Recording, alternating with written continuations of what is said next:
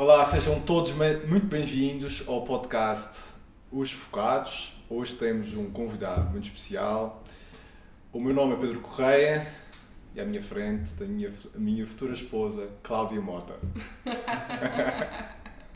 Olá a todos, boa tarde, muito bem-vindos. Hoje temos o Pedro Figueiredo, que eu adoro, e vamos passar aqui um bom tempo numa boa conversa. Vamos começar. Pedro, muito bem-vindo. Muito obrigado por me receberem aqui, é um prazer estar aqui. Estiveste agora em viagem, não foi? Verdade, estou Pela África do Sul, não foi? África do Sul. Quénia, África do Sul, tem sido um princípio de ano muito atarefado, com muitas viagens, mas é bom estar em casa, agora estou cá há 3, 4 semanas e é bom estar de volta. Muito bem. O Pedro foi uma pessoa que eu tive o prazer de acompanhar durante algum tempo no âmbito no desenvolvimento da componente física do trabalho. É verdade. E foi, ao fim e ao cabo, acabaste por te tornar um atleta mais completo com este tipo de trabalho, não é? Porque nós começamos a trabalhar quando vieste dos Estados Unidos, não é? E de facto a tua evolução foi extraordinária. E gostei muito desse período que nós trabalhamos juntos. Também. E espero ter contribuído para aquilo que tu também és hoje em dia. E começando pelo princípio, e para os nossos ouvintes, gostávamos de saber como é que surgiu o golfe na tua vida. Muito bem, então eu comecei a jogar golfe aos 6 anos, Entretanto, só aqui, tu tens que idade agora? 31, portanto eu sou de 91, comecei a jogar golfe em 97, porque o meu pai era o gerente do restaurante do Clube de Golfe da Quinta do Peru. Aí eu, a seguir à escola, o meu pai ia-me buscar, ia para o restaurante acabar as contas, fazer as coisas dele, e eu estava ali no restaurante a esperar que ele acabasse o trabalho. E às tantas, estando num clube de golfe, o profissional do clube na altura, o António Dantas, que ainda hoje é o profissional do clube, convenceu-me a experimentar. E foi aí que eu dei as minhas primeiras tacadas. Ao início não foi amor à primeira vista, confesso, mas depois foi uma aprendizagem por acaso muito rápida e rapidamente se tornou parte importante da minha vida. E tu dirias que, disseste que não foi amor à primeira vista, o que é que te fez então continuar nesse sentido? Eu acho que foi sobretudo os amigos que encontrei no golfe. Ao início, quando eu ia para lá, jogava com o professor, mas muito sozinho ali. Só que depois começámos a criar um grupo de jovens. Eu era o mais jovem deles todos, mas havia 7, 8 jovens e começámos ali a fazer um grupo porreiro, divertido. E eu acho que quando nós somos crianças é muito mais fácil nós ganharmos gosto por alguma coisa quando estamos acompanhados por amigos, e foi isso que aconteceu. E tu foste ao longo desse tempo, foste entusiasmado por esse círculo de amigos que foste criando. Sim. E entretanto começou-se a tornar uma coisa mais profissional. Sim. E como é que a tua rotina começou a acontecer com a escola? Porque tu eras miúdo. Miúdas também querem brincar, também têm que estudar. E depois tu de repente estavas a fazer tipo um segundo trabalho, tu vias mais aquilo, tipo de trabalho, tipo um desporto, uma atividade extracurricular, uma brincadeira de amigos. Como é que acontecia a tua vida? Na altura ainda não era trabalho. Mas ele já tinha que dedicar diariamente horas. Ou tu olhavas para aquilo como um potencial trabalho lá à frente, ou um lazer, brincadeira com amigos no ali? Eu acho que era uma mistura das duas coisas. Para mim aquilo era um divertimento, estar com os meus amigos, Sim. a competição, a brincadeira no campo, as galhofas, as viagens que depois começámos a fazer para jogar torneios nacionais e depois internacionais. Isso tudo para mim era um divertimento, portanto, longe de eu ver aquilo como um trabalho. Nem lá à frente? Mas eu fui muito precoce no meu desenvolvimento enquanto golfista e eu acho que aos 10, 11 anos eu comecei a perceber que eu queria ser golfista profissional. E se calhar aí o golfe comecei a olhar para o golfe com outros olhos. Também com essa parte de prazer, mas ao mesmo tempo eu quero ser o melhor que possa ser porque eu quero fazer disto a minha vida. Tu sentiste que querias ser o melhor, tipo, com 11 anos? 11, 12? Eu lembro que o meu primeiro choque foi no ano 2000, eu tinha 9 anos e eu fui jogar o Campeonato Nacional de Sub-12 à Estela, na Póvoa de Varzim. Eu conheço, ao pé do Ofir. Exatamente. E eu era o mais novo dos Sub-12, nós éramos 16 participantes, eu era o mais novo e eu cheguei lá e eu ganhei o torneio de Sub-12. Eu tinha 9 anos para 12 é uma grande diferença, são 3 anos, mas nessa altura faz muita diferença. E eu acho que foi aí que eu percebi, bem, eu até sou bom nisto e é bom uma pessoa sentir-se bom na Isso alguma deu-te um coisa. estímulo, deu-te um estímulo do arranque, não E a foi? partir daí eu acho que foi a partida para outros voos.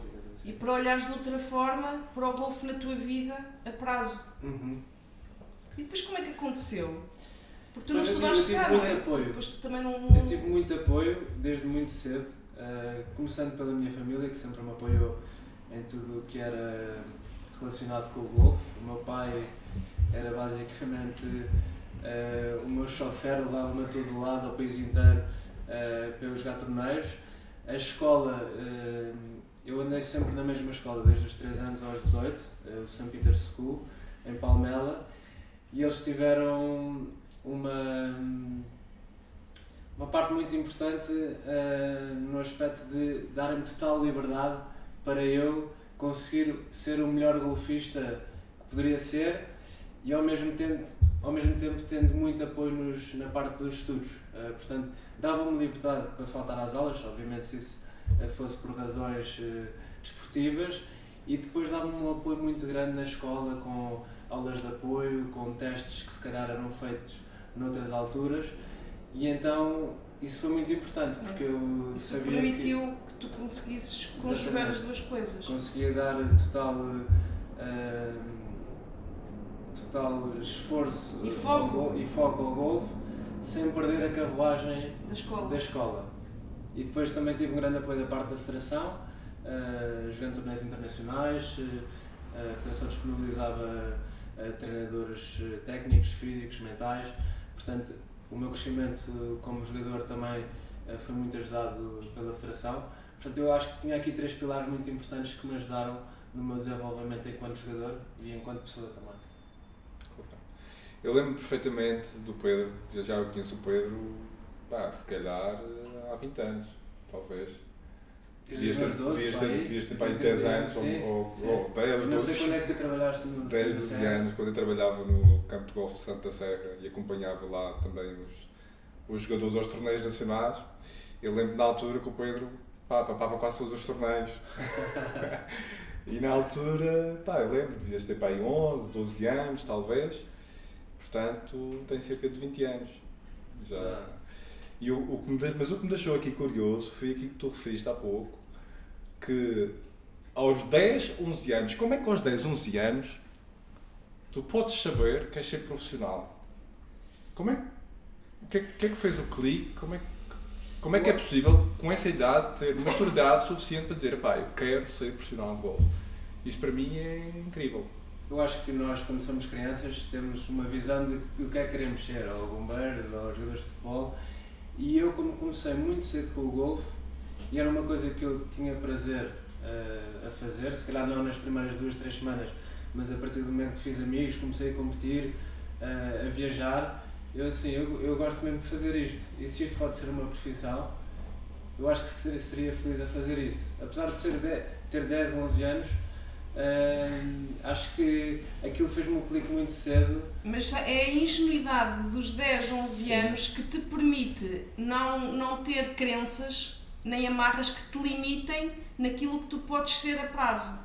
Porque quanto mais tu cresces, mais crenças limitantes vão acontecendo na tua Certo. vida que te vão reduzindo eu não consigo, eu não posso. Aos 10 anos, 11 anos, quando tu és criança, tanto é que até há... Existe um livro que fala sobre isso, agora nem me lembro do título nem do autor, é o Jacob Petrie, é ele, que fala sobre isso, que é qual mais infantil tu fores, ele até diz que para regressarmos à nossa infância, percebermos aquilo que nós realmente gostávamos de fazer na altura que nos dava prazer, porque aí vamos encontrar o tal do nosso propósito, que agora está muito na moda, nem é isso que estamos aqui a querer falar, mas é essa essência da criança que te dita muito o potencial que tens pela frente. Eu acho que é isso que eu revejo aqui nas palavras do Pedro. Ele estava livre de preconceitos. Ainda por cima, como tinha o apoio de todos os lados, com mais facilidade ele conseguia projetar-se onde quisesse. Foi tudo muito direcionado com esse... Sim, o ambiente à tua volta favoreceu muito. Eu acho que nunca, mais do que se calhar imaginar-me como golfista, eu nunca pensei em nada mais, percebes?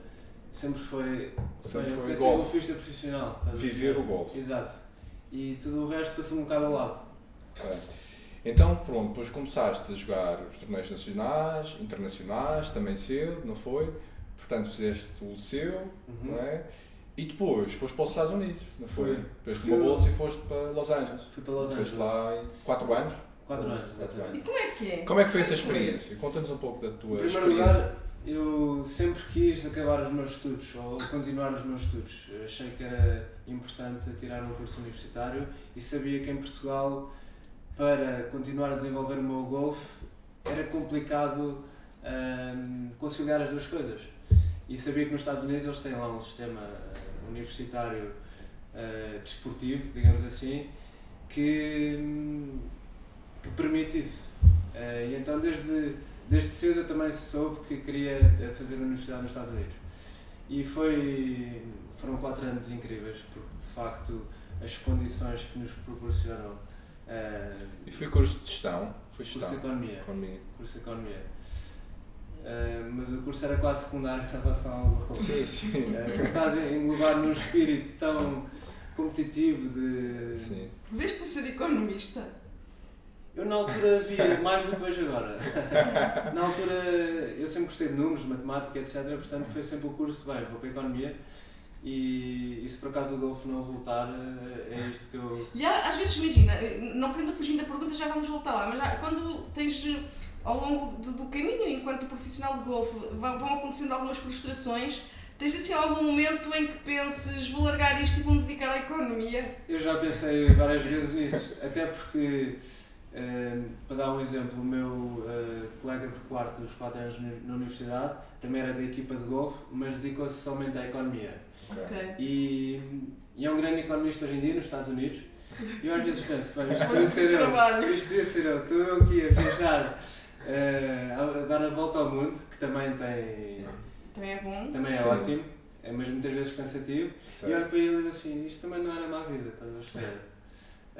Mas olho para isso com bons olhos, obviamente, quase como brincadeira. E não como... Não como uma hipótese mesmo válida, tipo, não olhas do género assim... Não, eu tenho curiosidade em saber, por exemplo, o que seria a minha vida se eu tivesse golfe. Mais isso que... Mas pronto, mas voltando à pergunta então da tua experiência nos Estados Unidos... Foi uma grande experiência. Para já o processo de ir para lá foi muito interessante, porque eu era bom jogador, sub-18, e tive várias universidades interessadas em que eu fosse para lá, em dar-me uma bolsa para eu competir por essas universidades.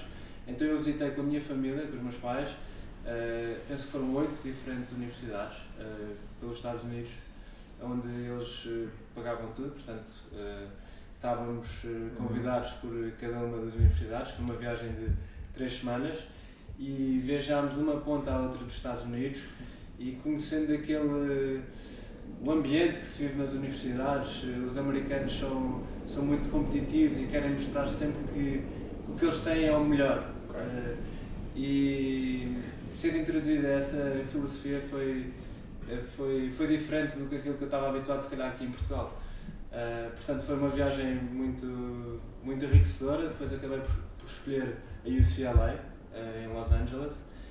E volto a dizer que foram 4 anos espetaculares, porque as condições que nos proporcionavam para nos facilitar a vida, mas no bom sentido, eram excepcionais. Desde as condições de treino de golfe, os campos que nós jogávamos, as condições de treino físico, fisioterapia, os psicólogos que estavam ao nosso dispor, nutricionistas, o equipamento todo que nós tínhamos acesso, era de facto, bem, vocês têm aqui tudo, agora desfrutem, aproveitem, esforcem-se e pronto, e assim foi. E depois tínhamos a parte académica também, isso já é uma boa universidade a nível académico. E eu por acaso até também tive prazer em tirar o curso, foi algo que eu gostei de fazer. E tinha os dias muito ocupados, era estudar, era ir ao ginásio, era treinar com a equipa, depois era viajar para os torneios. Portanto foram 4 anos que passaram. Eu quando realizei que estava a acabar, assim, parece que cheguei ontem. Eu sei que isto é um bocadinho clichê, sempre bastante preenchido. A vida passa rápido, mas ali foram 4 anos que passaram a correr. Tu estiveste lá dos 18 aos 22? Foi Exatamente isso. E como é que era a vida em Los Angeles? Como é que era o teu dia-a-dia em Los Angeles? Portanto, imagino que era a treinar, a estudar, Não a viajar para os ou torneios. seja, não desfrutavas da... Mas o que é que ficou para ti da vida diária em Los Angeles, sem ser golfe e sem ser... Portanto, era um dia muito preenchido. universidade. Nós acordávamos às 6 da manhã e até às 6 da tarde, eles lá jantam às 6 da tarde. Exato. Portanto, até às 7 era um dia sem parar. Portanto, sempre de um lado para o outro, mas sempre a fazer coisas que davam um gozo. E sempre, tudo o que nós fazíamos, tínhamos ao dispor muita qualidade, como disse, os campos de golfe, as instalações, era tudo fácil. Mas tínhamos de realmente estar sempre de um lado para o outro e com essa atitude de eu tenho que dar o meu melhor, porque aquilo é muito competitivo também. Nós somos 10 jogadores na equipa, só jogam 5, portanto, mesmo dentro do espírito de equipa havia alguma competição que é saudável. Mas fora a universidade, fora o desporto, digamos assim, Los Angeles é uma cidade muito mexida, muito acelerada, muito grande, e às vezes até nos sentimos pequeninos no meio daquilo tudo. Mas eu acho que consegui aproveitar dentro do possível a vida extra desportiva universitária. Até uma das coisas que me ajudou foi conseguir fazer um grupo de amigos portugueses, porque os portugueses, onde quer que estejam, vão sempre à procura de dois. É a tribo. E apesar de todas as facilidades que eu encontrei ao início, estar longe de casa não era assim tão fácil. E eu acho que os portugueses sentem muito isso, e acabei por arranjar um grupo éramos 6, 7 portugueses, com quem nos dávamos muito. Ainda tens contacto com eles? Ainda. Um deles é o meu patrocinador, é quem me dá esta roupa. Outros são amigos que eu encontro regularmente. Mas que já estão cá? Estamos todos cá. Isso também é o engraçado dos portugueses. Cá em Portugal. Vamos e voltamos. Estamos sempre a cortar as horas para voltar ao nosso país. É verdade. E estamos todos cá hoje em dia, cada um a fazer uma coisa diferente. Mas ainda somos todos amigos, combinamos almoço, etc. Então tu lá refugiavas-te muito nesse grupo que acabaste por Eu tinha 2 famílias, uma era a minha equipa, até porque, por exemplo, em UCLA somos 45 mil alunos. Às vezes, quanto maior a universidade, mais difícil tu conseguires criar ligações. Claro. E a cidade também. Pois. Portanto, eu tinha 2 famílias, que era a minha equipa de golfe, que éramos 10, e os meus amigos portugueses, que éramos 8. E eu refugiava-me muito nesses 2 grupos. E depois, portanto, acabaste a tua formação e essa experiência em Los Angeles, regressaste a Portugal e foi aí que tornaste profissional de golfe? Foi logo aos 22 anos, 23? Foi no mês a seguir, quando voltei, joguei o meu último campeonato da Europa por Portugal como amador, e aos 22, em agosto, setembro dos meus 22, portanto, 2013, virei profissional e comecei a minha carreira como profissional, e confesso que foi um choque. Foi um choque vir de uma realidade... E foi nessa altura que nós conversámos. Exatamente. Foi nessa altura, imediatamente a seguir. Mas o choque foi vir de uma realidade tão suportada, onde eu tinha à minha volta tudo passaste ao meu dispor, 80 para 8, não é? de repente estás sozinho. O golfe profissional é um desporto,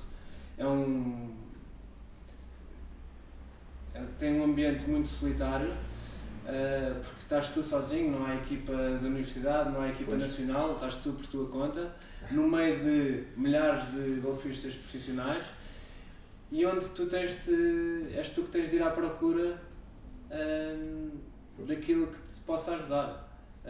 Portanto, eu tive muita dificuldade nessa adaptação. Uma das maiores dificuldades que tive era a quantidade de tempo que eu tinha no meu dia-a-dia, e sentia que com mais tempo eu fazia menos.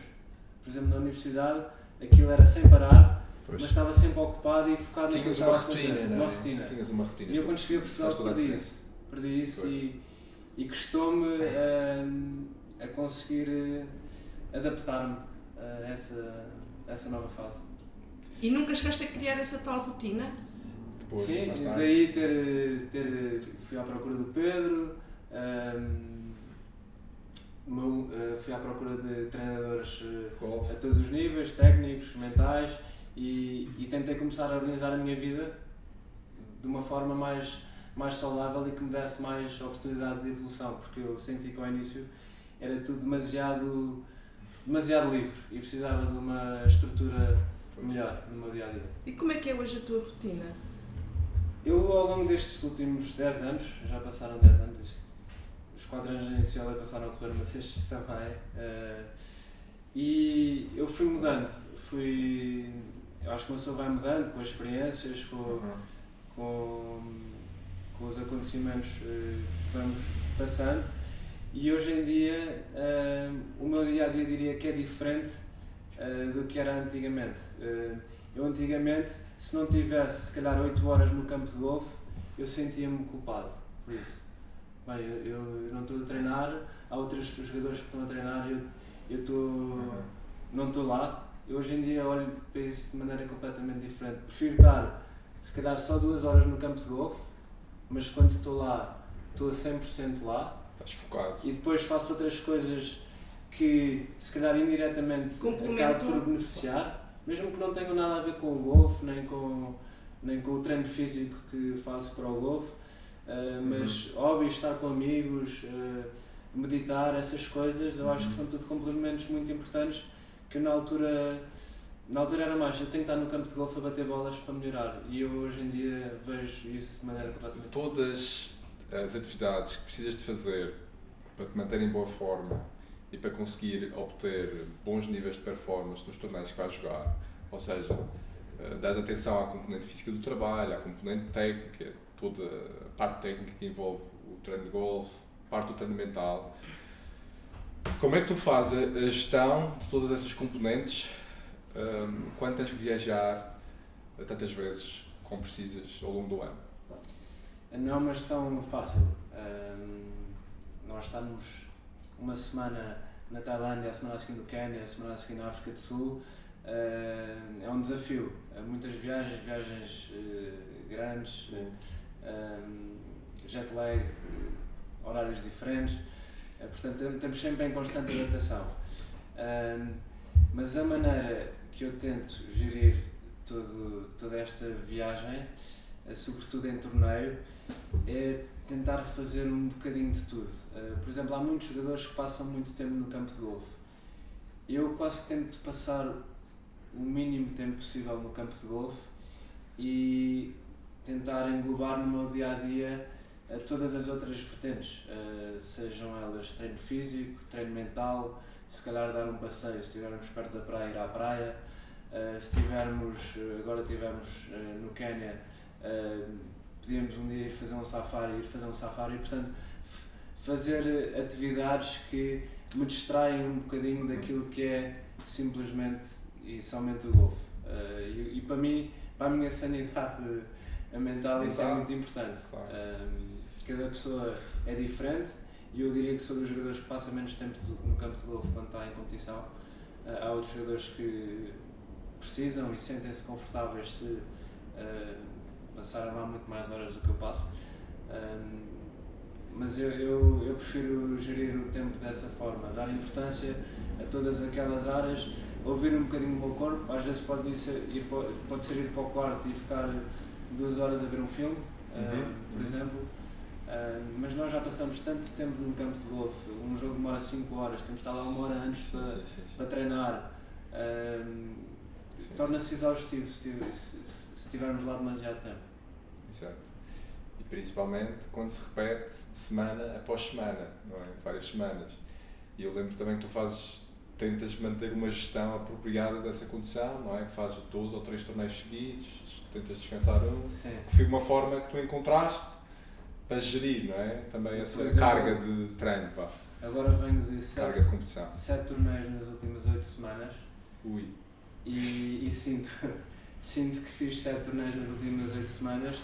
Estou um bocadinho exausto destes últimos 2 meses, até porque foram países diferentes, alimentações diferentes, viagens longas, etc. E sinto que o meu corpo ressente, tanto a nível físico como mental. E agora estou cá pelo menos 3 semanas e sinto que preciso de estar cá 3 semanas.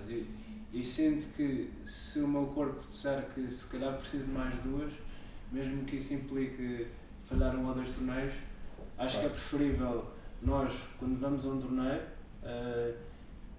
irmos com vontade do que irmos só por ir. Marcar presença. Exatamente. Portanto, tu és profissional há cerca de 10 anos?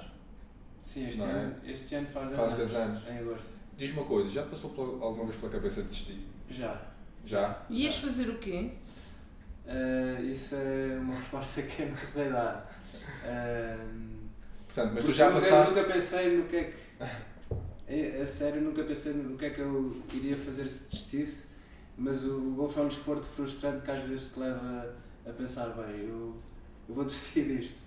Porque é um desporto muito frustrante a nível mental, que às vezes tu sentes que perdes o controle daquilo que estás a fazer e pensas, bem, eu treino tanto, eu dou tanto de mim a isto e chego aqui e não consigo fazer aquilo que quero, que às vezes é frustrante e leva-te a pensar nisso.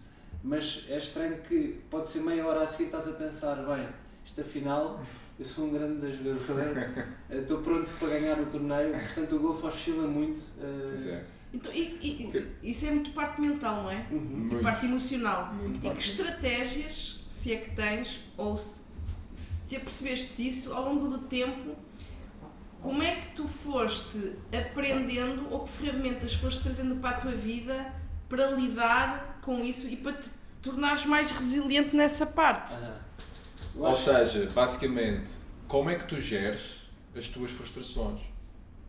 Eu acho que, em primeiro lugar, eu tento aceitar tudo aquilo que me vem à cabeça. Portanto, sejam pensamentos negativos, positivos, são coisas que eu não controlo e se nós tentarmos combater um pensamento negativo, eu sinto que, pelo menos comigo, ele ganha força e torna-se mais forte. Ocupa mais espaço.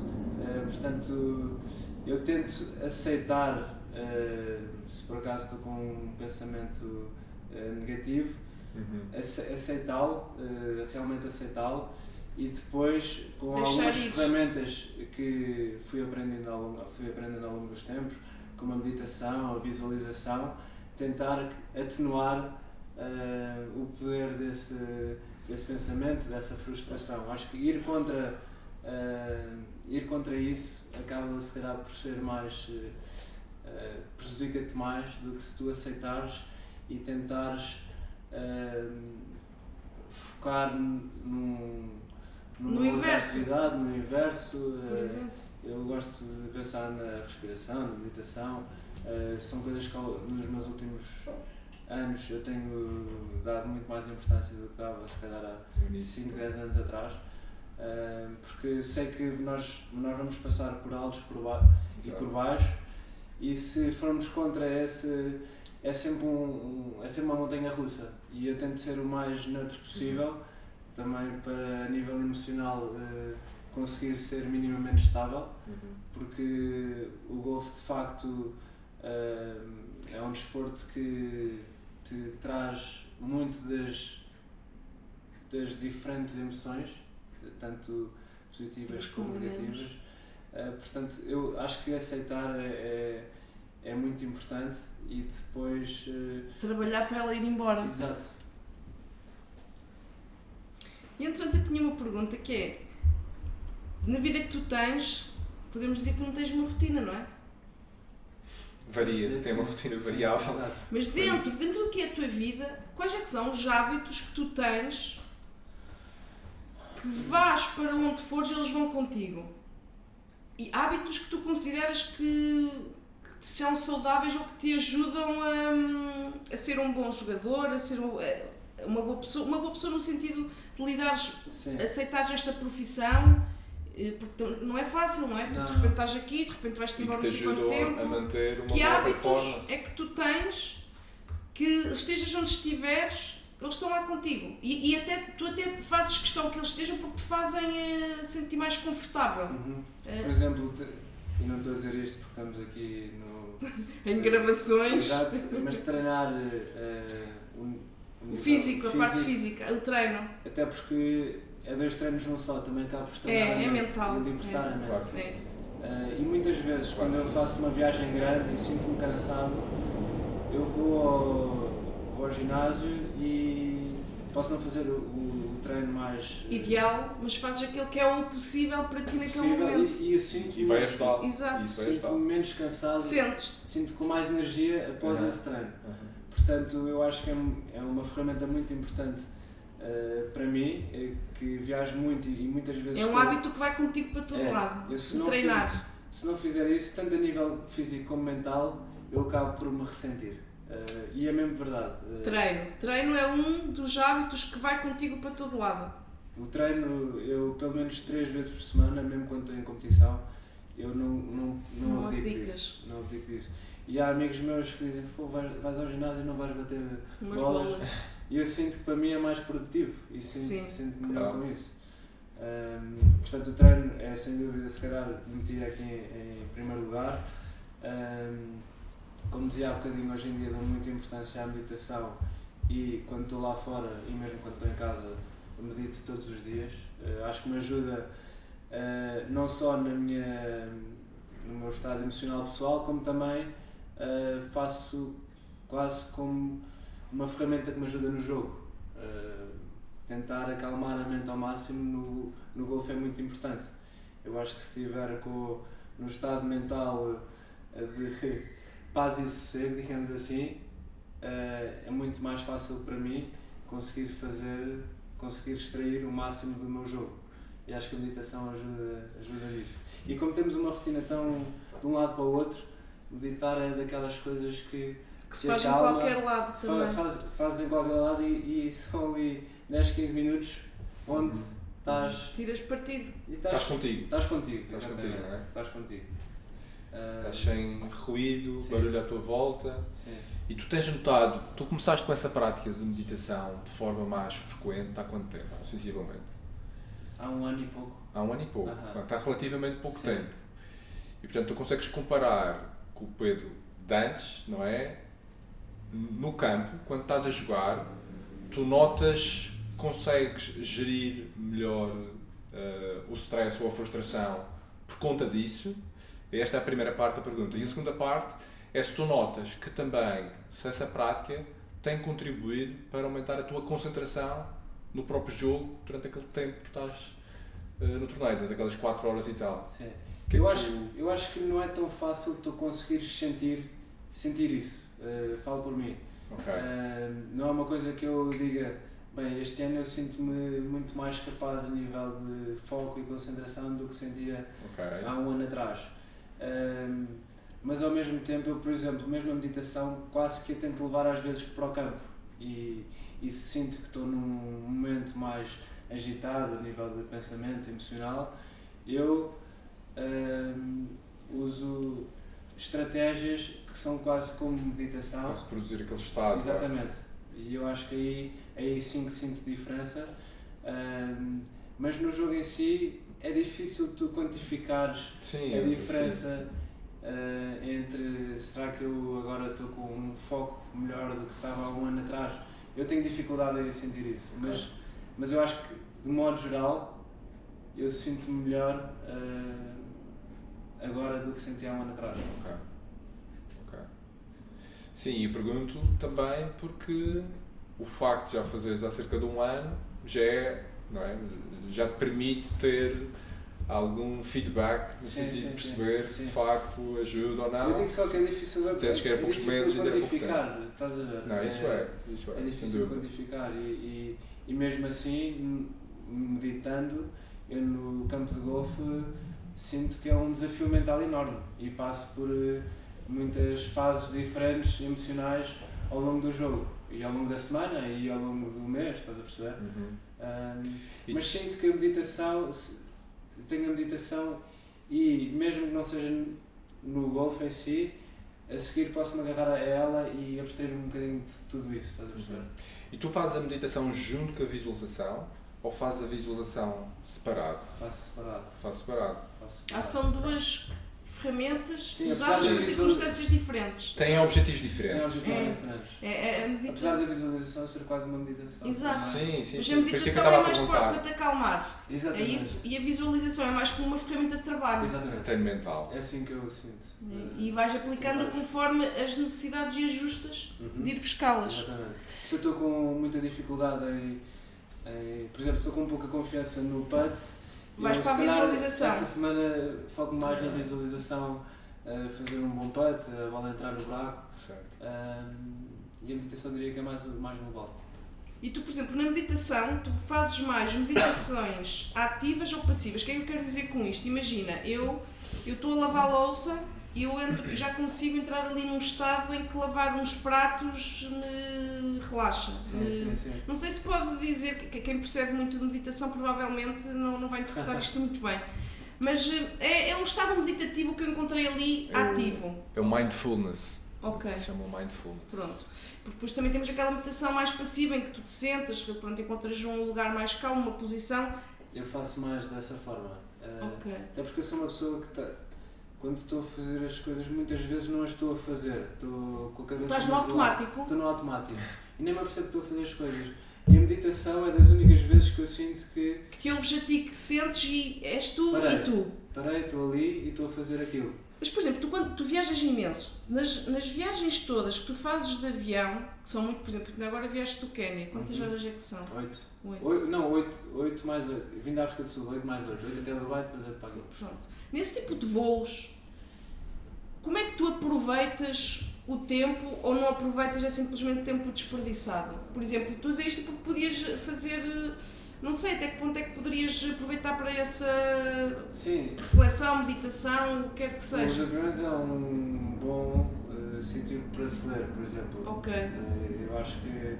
Aproveitas o avião, não gosto tanto de todo o processo de chegar de um sítio ao outro, mas quando estou sentado no avião, eu também gosto. Eu também, nem eu. A parte de segurança, do check-in, as burocracias, a logística. Isto é muito cansativo, mas estar no quando avião, sentas... porque tu no avião não tens internet, estás ali sentadinho, não vais a lado nenhum. Se o avião não treme muito e tal, se a viagem é confortável. Agora por acaso tive uma viagem mais atribulada ali durante uns minutos, mas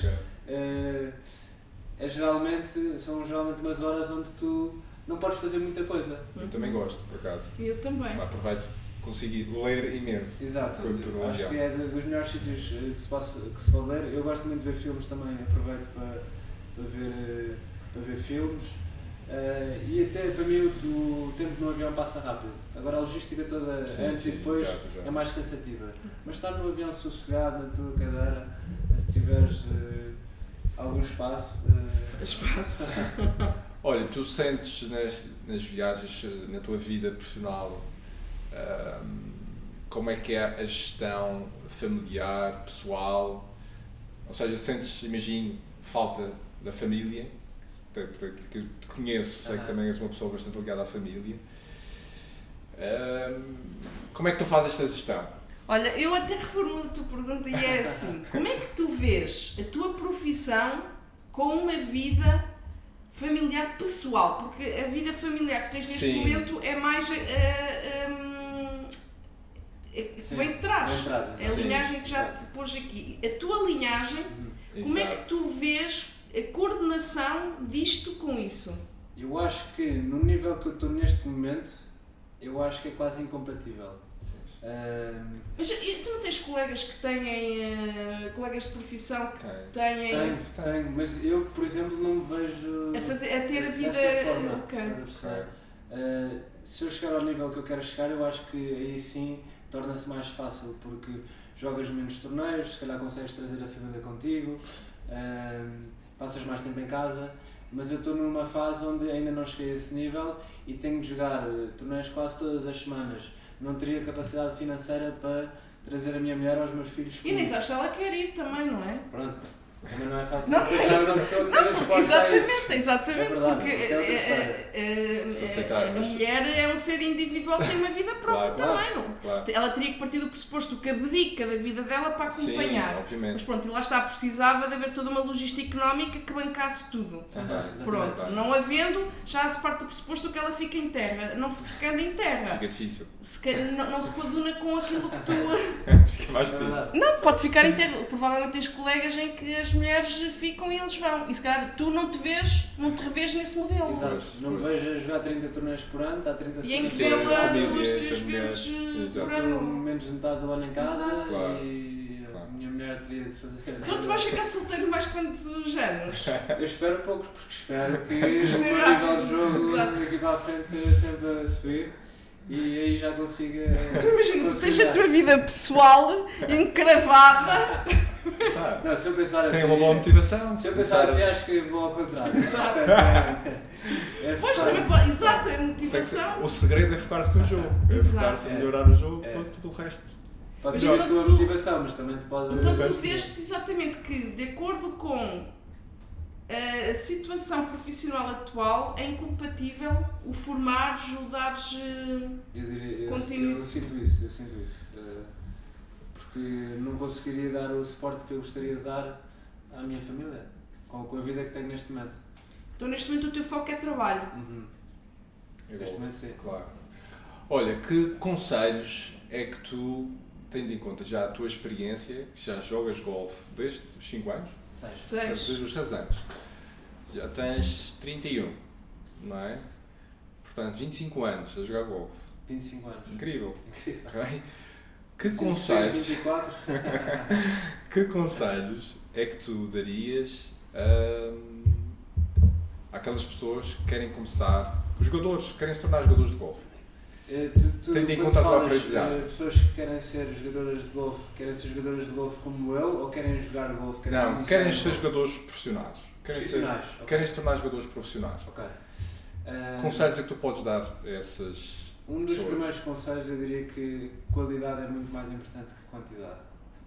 Já falámos aqui um bocadinho sobre isso. Exato. E foi um bocadinho o choque que eu tive quando cheguei dos Estados Unidos. Tinha muito tempo para treinar e o meu treino piorou muito. Porque não precisava de ser tão estruturado, porque tinha mais tempo. E aí a minha qualidade de treino piorou.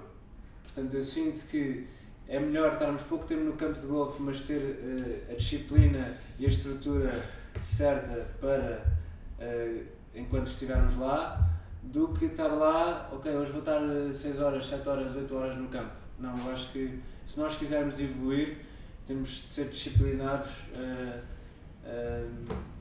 no que diz respeito a ter uma estrutura de treino, tanto no golfe como no treino físico, como no treino mental. Temos o nosso dia organizado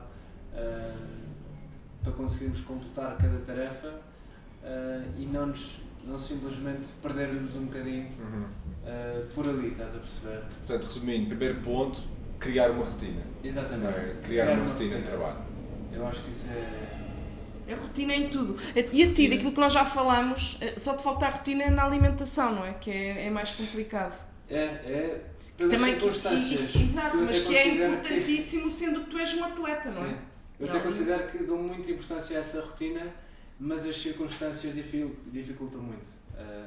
Claro. A comida que temos no avião, é óbvio que podemos sempre precaver e... Andar com marmitinhas. Mas eu não sou assim tão organizado. E às vezes sofro mesmo quando viajo e sinto que, por exemplo, agora no Quênia e na África do Sul, metade dos jogadores estavam todos mal. Mal. Estômago. Pois. Porque são alimentos diferentes, nós não estamos habituados e isso tudo mexe connosco, estás a perceber?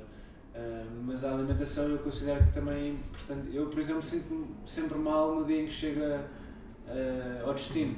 Eu, por exemplo, agora quando cheguei ao Quénia, no dia em que cheguei não estava bem, porque um dia todo a viajar, dormir mal, a comida do avião não é o ideal. Portanto, é importante nós tentarmos ao máximo sermos o mais saudável possível no que. Mas tu tentas fazer sempre as melhores escolhas dentro daquilo que tens, não é? É isso. Olha, e que mais conselhos, além da rotina, que é obviamente uma parte fundamental nesta matéria, que mais conselhos é que tu darias? Também já falei aqui sobre isto e o golfe leva-nos lá acima e leva-nos cá abaixo. Aprender a gerir isso. De uma pancada para a outra. De uma pancada para a outra. Nós numa pancada achamos que daqui a um mês vamos ganhar o Masters, na pancada a seguir achamos, eu não quero jogar mais golfe. Pois. E nós temos de estar preparados para isso. Saber que o golfe é assim e não podemos reagir cada vez que um shot ou outro acontece. Tens que ser o mais neutro possível emocionalmente, quase indiferente em relação ao resultado da pancada. Eu acho que nós temos de fazer tudo o que está ao nosso alcance para darmos o nosso melhor nesse shot, mas a consequência já não é da nossa responsabilidade, estás a perceber? Tudo o que fazemos para preparar uma pancada, nós temos que dar o nosso melhor em relação a isso. Mas depois, onde a bola vai parar, eu acho que isso já não está sob o nosso controle, apesar de sermos nós que damos a pancada, percebes? Tu tocaste aí num ponto-chave, prepararmos para isso. Agora, como é que eles se podem preparar para isso? O que é que estratégias, que intervenções de treino podem adotar para se prepararem para isso? Eu acho que isso tem muito a ver com o nosso treino mental. Aí está. Pois. Acho que tem muito a ver com o nosso treino mental.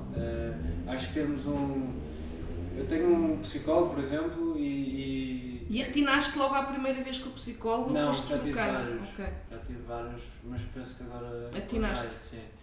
E eu acho que termos suporte a esse nível é importantíssimo. Nem que seja para desabafar. Sim. Para libertar um bocadinho as tuas tensões, dúvidas, etc. Mas tens de ter ferramentas. Tens de ter ferramentas. Não podes depender de uma pessoa Sim, só para desabafar. Não podes, mas essa pessoa vai-te ajudar e esse é um trabalho que tem que ser feito por ti, não é? Sim. Mas eu acho que teres essa pessoa vai-te ajudar a ter essas ferramentas. Óbvio. E vai-te fornecer essas ferramentas. E a meditação, o self-talk, o body language, a visualização, são ferramentas que eu uso para tentar ser neutro. E uma coisa que eu me orgulho até depois de cada jogo, eu sinto que tenha feito muito mau jogo ou um muito bom jogo, o meu comportamento ao longo dos 18 buracos normalmente é muito semelhante. Eu sou um jogador que, se tu me vires ao longe, se calhar não te apercebes se eu estou a jogar bem ou mal. E eu acho que isso é importante e é positivo, porque eu acho que te vai dar... Primeiro, é a única coisa que tu controlas, é a tua atitude perante o resultado. Eu acho que o resultado tu não controlas, mas a atitude sim. Portanto, se eu conseguir fazer o melhor possível naquilo que eu consigo controlar, eu posso me orgulhar disso, mesmo que tenha feito, mesmo que esteja em último no torneio. Claro que sim. Eu, das vezes que observei, realmente, o que o Pedro estava aqui a dizer, tu não consegues notar, das vezes que fui vê-lo a jogar o campo, não consegues notar se ele está a jogar bem, se está a jogar mal, Exato. não é? Atenção, A tal questão, sim, pode estar lá, pode não se manifestar para fora, mas é aqui que estás a dizer, a linguagem corporal em alguns jogadores é perfeitamente notório, ok? E noutros não, e essa gestão é de facto muito importante. E a linguagem corporal acho que é uma ferramenta daquilo que estávamos a falar, para te ajudar. Sem dúvida. E pronto, já vi no campo, tu certamente já viste, Sim, já jogaste com muitos jogadores, Sim. partiram E tacos, grandes jogadores. partiram tacos, foram tacos, enfim. Por acaso eu espero que seja útil essas recomendações, sugestões que tu tiraste de partido e que viste que tiveram efeitos para ti, que possam ajudar até outros atletas de outras modalidades, não tem necessariamente que ser só do golfe. Sendo que o golfe, daquilo que eu percebi, que eu não sou expert, mexe muito mais com a parte mental, não é? Eu acho que é a parte que tu és mais atacado e ficas mais frágil, mas obviamente que todo o atleta, a parte mental vai ser sempre aquela, sendo que a parte física é importante, mas a parte da mente é aquela que vai dar sempre mais combustível à parte física. Eu acho que essas sugestões aplicam-se a todas as pessoas que... Sim, e a todos os atletas. Exato. A todas as Eu modalidades. espero que seja super útil, Pedro. Obrigada. Sim, eu digo-te, eu às vezes até sinto que no campo tento ser um ator, porque às vezes nós temos de ir contra as nossas emoções. Se nós estamos muito em baixo porque fizemos um mau buraco, nós temos de tentar de alguma forma erguer-nos. Portanto, tu tens de ser Isso quase vai influenciar sempre... a próxima tacada. Exato. Tens de ser quase sempre alguém que nesse momento quer ser o contrário, estás a perceber? E eu acho que isso é uma forma engraçada de ver as coisas. Eu tento ser alguém que, se calhar naquele momento eu não quero ser. Estás a perceber? Sim. É mesmo? Sim. E isso ajuda quando estás em baixo. Pá, não, eu não estou em baixo, eu meto o peito para fora, eu olho para cima. Se não foste tu a fazer isso, não pode ser outra pessoa.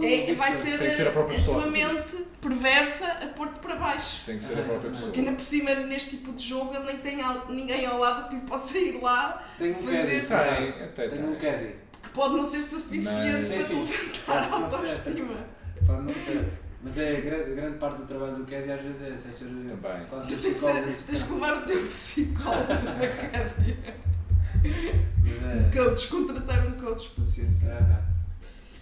Então eu tenho uma última pergunta só para fechar, da minha parte, que é a seguinte.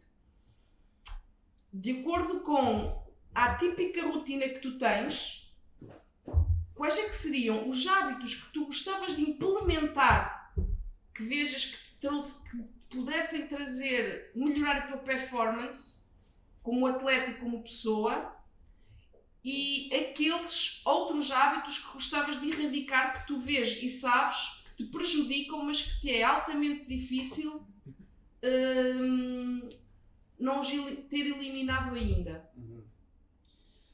eu diria que, apesar de ser muito difícil, sobretudo por causa dos fusos horários diferentes que nós temos ao longo da época, uma maior consistência ao nível de quando vou para a cama, por exemplo. Porque não é nada fácil, porque agora nós estivemos na Índia, depois chegamos a casa, são 8 horas de diferença e não é fácil nós conseguirmos gerir o jet lag de cada zona. Mas eu acho que dormir bem é dos hábitos mais importantes que nós podemos ter, tanto enquanto atleta. E era isso que tu gostavas de melhorar, ajustar. A hora de dormir, de acordar. Apesar de ser que é difícil, no teu caso é difícil. Mas dormir bem acho que ajuda muito, sobretudo tendo em conta que o meu estilo de vida já é muito cansativo e atribulado. E que as viagens e com o jet lag é difícil. É muito difícil. Ter o som maior. O que tu tens que fazer quando estás em Lisboa, quando estás em casa, não há noitadas, é aí que tu vais alinhavar e acertar o ritmo circadiano. Mas, é a única altura que tu tens a oportunidade deliberada de dormir bem. Mas a vida social chama. Mas a vida social chama. Não vamos dizer noitadas, mas a vida social acho que também é importante. Mas pronto, isso seria uma coisa que eu gostava de melhorar. Agora falando se calhar de um hábito que eu pudesse eliminar, no fundo. Sim, um hábito, uma coisa que já está, que faz super parte do teu dia a dia, que é presente, mesmo tendo uma rotina que não é coerente, que não é constante. Se terás um hábito que tens, imagina beber café, 5 cafés, que não é o caso. Um hábito que tu tenhas que sintas que não te ajuda, que se não existisse até te favorecia. Imagina comer batatas fritas, sei lá, só me estão a ocorrer assim coisas ligadas com a comida, mas... A esse nível tenho sorte de não ter muitos hábitos que não sejam que sejam prejudiciais. Ok. E eu se calhar aqui vou meter mais um hábito que eu gostava de implementar. Eu gostava de ainda ser mais organizado em relação ao meu dia-a-dia. À Em rotina. relação à minha semana, por exemplo. Se calhar quando chego a Portugal, chego no domingo, segunda-feira, ir ao supermercado, pensar já na semana toda em relação Gostavas de à ser minha... mais ter uma logística, uma logística organização, mais de organizada. planeamento para que a tua vida corresse de forma mais alinhavada. ainda De mais, acordo sim. com a tua produtividade, aquilo que tu pretendes. Uhum. Produtividade e bem-estar, não tem só a ver com Sim. Se produtividade. calhar no início da semana pensar, ok, a minha semana vai ser assim, assim, assim, preciso disto, disto, Sabes que disto. agora a Sei Spring que não Clinic falta tem nada. um serviço que é o... Grande... Não, mas não é só... vamos divulgar! Sim, não é só podcast. Existe agora um serviço que é o Supermarket Coaching. Coaching de Fazemos supermercado, se um calhar. coaching de eu preciso supermercado. Se calhar. Se quando quiseres, só Isto é precisas de sério? agendar. É verdade, é sério. verdade. Saiu nas redes sociais, foi lançado esta semana. Olha, é um dos É um hábitos que eu- serviço que está disponibilizado. É telefonar, agendar e E traz eu um vou colocar. coach contigo a importante. organizar e a Até implementar porque a tua rotina imagina, eu alimentar. não sou muito organizado nesse aspecto, eu não gosto de ir ao supermercado, mas acabo por ir ao supermercado quase todos os dias. Porque Porque é falta de Porque esta organização. falta de planeamento e de organização. é A seguir, quando terminar o podcast, agendamos a tua sessão. Mas eu acho que isso é muito importante. É super! Ouve, E e tanto quando eu estou lá fora, segunda-feira, chego no domingo ou na segunda, exato. ir ao supermercado, o que é que eu preciso para esta E semana? não falo do ficas supermercado, podia estar a falar dependente, e não te ficas dependente de uma rotina do hotel. Planeamento é. Mas olha, planeamento da eu semana. julgo que este serviço também se pode estender para a nível internacional também está extenso. Menos custo. Exato. Podemos pensar nisso. Podemos pensar nisso. Mas o planeamento acho que Já é percebi. muito importante. Já percebi. Muito importante. Estávamos a falar de treino, planeamento de treino, etc. Mas o Não. planeamento. São as tuas lacunas, já percebemos, mas também lá está, essas lacunas também derivam muito da tua não rotina. Talvez. É, Exato. tu queres uma rotina, mas a tua vida profissional é uma antítese, não é? Uhum. São forças opostas. Tu a quereres e a vida a levar-te para... E dentro disso tu querias encontrar o melhor ajuste possível, não é? Que é o sono, que é uma coisa que automaticamente está implícita que não aconteça de forma natural, Aham. e a parte da organização e de planeamento diário, de uma Uhum. rotina diária que para ti é sempre muito... Só consegues pôr em prática quando de facto estabilizas durante um par de dias num determinado lugar. E aí, falta-te aí um bocadinho de empurrão para que isso aconteça. Porque tu, por ti próprio, né, também já como apreciamos ao longo da conversa, também levaste algum tempo até chegar à rotina, ou seja, és mais perro nessa questão da organização. Eu sou mais viver cada minuto e É. às vezes preciso de adiantar. Tu só com o tempo é que percebes que está ali a falha e é que vais então tentar preencher essa lacuna. Falta-te essa tal organização. Ok. Eu tenho aqui uma última pergunta para ti, que não sei se já pensaste nisso ou não. Também Mas não sei. quais são os teus sonhos? Os meus sonhos. Sonhos ou sonho? Quais são os teus sonhos? Os meus sonhos. Os meus Casar e sonhos. ter filhos? É um deles. Deixa eu falar. Deixa eu falar que ele é o nosso Eu ia convidado. começar pelo golfe. Tenho um sonho de jogar a Ryder Cup. Que é Explica aí para pronto, vamos ter ouvintes que não jogam golfe. Exato. Já agora explica o que é a é um Ryder torneio Cup. que existe de 2 em 2 anos, onde se jogam os 12 melhores europeus contra os 12 melhores americanos a nível profissional, a nível mundial. E é um torneio onde não há dinheiro, é simplesmente prestígio. E apesar disso, é talvez o torneio onde há mais, ou se calhar por isso também, onde há mais emoção, mais vontade de ganhar.